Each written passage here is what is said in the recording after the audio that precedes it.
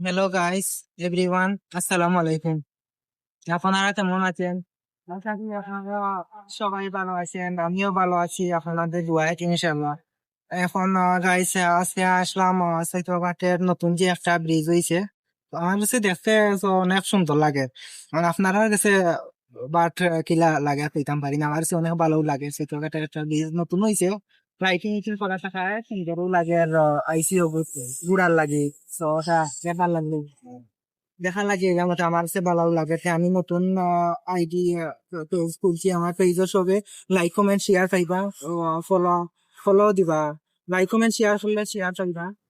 আর আমার পেজের নাম হচ্ছে Sylhet district stadium daily blogs.